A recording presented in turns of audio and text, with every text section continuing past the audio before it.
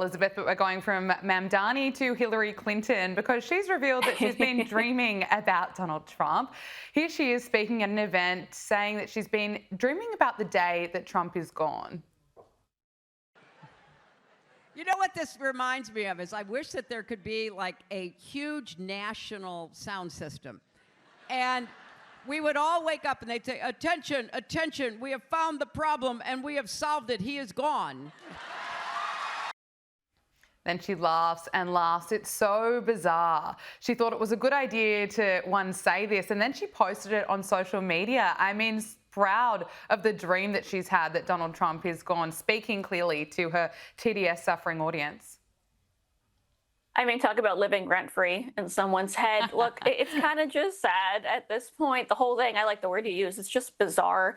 At the same time, if you really think about it, this is someone who was told by the entire Democrat Party and establishment that she was going to be president, at least in her lifetime. She thought she was going to be president when she ended up losing to Barack Obama. Then she thought it was guaranteed when she went up and they took the votes again from Bernie Sanders, gave it to her, gave her that platform, gave her the spot, gave her the nomination. She thought Donald Trump would be no competition for her. She got demolished, obviously, in one of the craziest upsets, I'd say, in American history, certainly in political history worldwide. And I think for her, it's something that's going to haunt her till the end of her days. And that's kind of what happens when you believe that you are better than the American people and you know better than the American people. Sometimes you end up with a really, really rude awakening. That's what she did. And I really wish that with all the connections that she had, all the money that she's earned, by the way, on the backs of the American people, she could spend her days trying to give back and show the world what kind of leader she could have been instead of talking trash about Donald Trump. But I'm not going to hold my breath. Now, we've got to move on to Greta Thunberg. Sorry, probably another person we don't really need to waste time on, but Greta Thunberg, the climate activist, has been slapped with a 48-hour ban from entering Venice after joining Extinction Rebellion protesters in dyeing the Grand Canal bright green.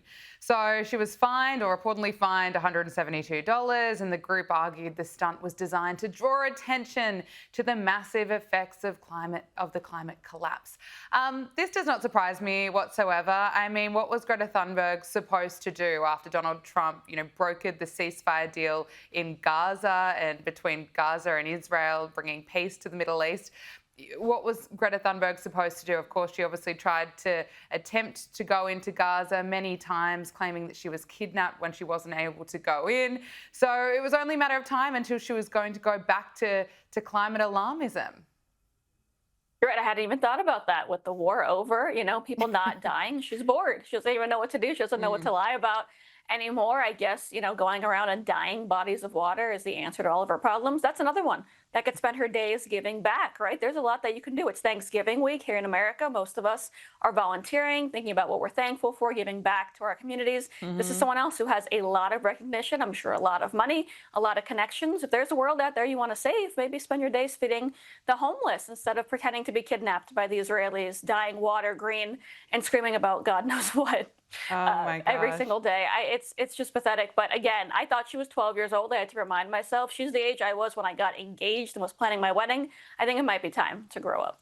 Yeah. She's had plenty of chances, plenty of opportunities. I think people have been kind of kind to her in the past when she was younger and delivering all these speeches, but her behaviour is just getting worse and worse. You mentioned Thanksgiving. It is approaching, and it is unfortunately a time where Liberals are encouraging boycotts over Thanksgiving. Of course, if you are related to someone that has a different political opinion. Here's Bill Maher with a message to Liberals this Thanksgiving.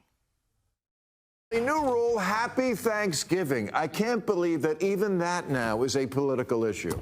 It is a real shame what's happened to this holiday, which used to be all about the good F's, food, friends, family, football, fun. And now it's you. You're not even invited because you voted for the wrong person. I'm so tired of liberals ghosting half this country.